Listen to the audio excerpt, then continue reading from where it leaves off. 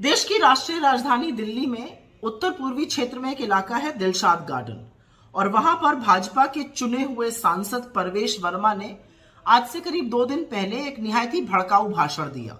वहां पर एकत्रित भीड़ से उन्होंने बोला कि अगर तुम उन लोगों को समझाना चाहते हो और ठीक करना चाहते हो तो उनका पूर्ण बहिष्कार कर दो, उनसे सब्जी फल और तमाम अन्य चीजें मत खरीदो। खूब नारे भी लगवाए। एक और भाजपा के शिरोमणि है, लोनी से विधायक हैं नंदकिशोर गुर्जर, वो तो 2 हाथ आगे चले गए। उन्होंने तो ये तक कह डाला कि जब गाजियाबाद में सुअर कटता है, वो सुअर कह रहे थे उस अखलाक को जिसकी लिंचिंग से हत्या कर दी गई थी। तो इस देश में अगर एक मुसलमान लिंचिंग से मार दिया जाएगा तो इस देश का चुना हुआ विधायक उसको सुअर कहकर बुलाएगा। अब उस भीड़ जहां पर ये हुई, जहां पर ये रैली हो रही थी, वहां पर पुलिस भी थी। तो पहला सवाल यह है कि दिल्ली पुलिस क्या कर रही है, कौन से मुहूर्त का इंतजार कर रही है इनके खिलाफ कार्रवाई करने के लिए? क्योंकि अगर ये भड़काऊ भाषण नफरती भाषण नहीं है तो नफरती भाषण और क्या होता है?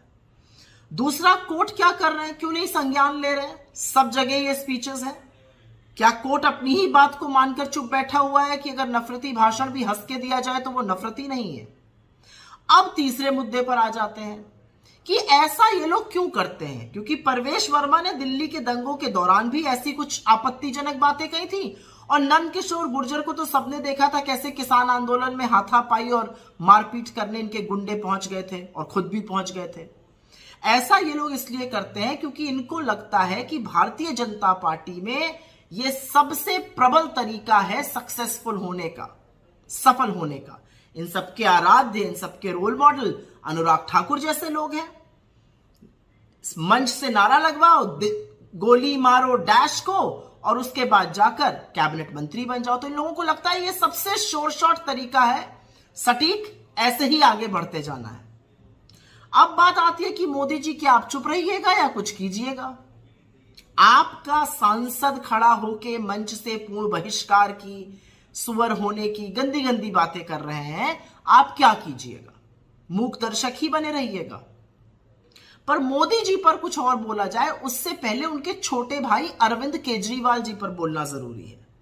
अरविंद केजरीवाल जी जब भी दिल्ली में कुछ होता है मौन धारण कर लेते हैं। दिल्ली में बुलडोजर चला, केजरीवाल जी चुप। दिल्ली में जंतर मंतर पर काटो काटो का नारा लगा, केजरीवाल जी चुप। दिल्ली में दंगे हुए, केजरीवाल जी ने मौन धारण कर लिया। और अब फिर से इस तरह का नफरती भाषण बोला गया और केजरीवाल जी चुप रहेंगे।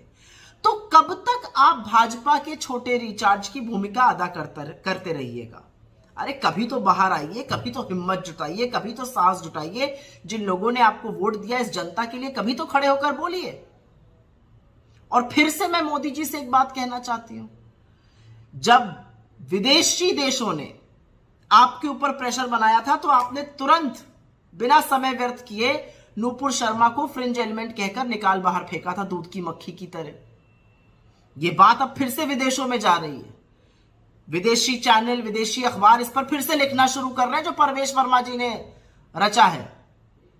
अब क्या कीजिएगा? अभी भी चुप रहिएगा? और जैसे बहिष्कार की मुहिम वो यहां पर चला रहे हैं, अगर गल्फ कंट्रीज चलाने लगी तो क्या करिएगा ये बताइए? जो लोग वहां काम करते हैं, हिंदू मुसलमान सब वहां काम करते हैं। तो दिक्कत की बात यह है कि नफरत की आंधी में इतने मत बह जाइए, इतने मत खो जाइए कि रैशनल थिंकिंग और जो राजधर्म है आपका वो आपको याद रहे। राजधर्म याद है ना? 2002 का पाठ पढ़ाया गया था आपको। इस देश में कानून और व्यवस्था का पालन करवाना और देशवासियों की पूर्णतः सुरक्षा करना आपका राजधर्म है। आपकी नाक के नीचे आपका नफरती चिंटू बना सांसद भड़काऊ भाषण देता है और आपके मुंह से एक शब्द नहीं फूटता है। दुर्भाग्य है इस देश का कि आप इस देश के प्रधानमंत्री हैं।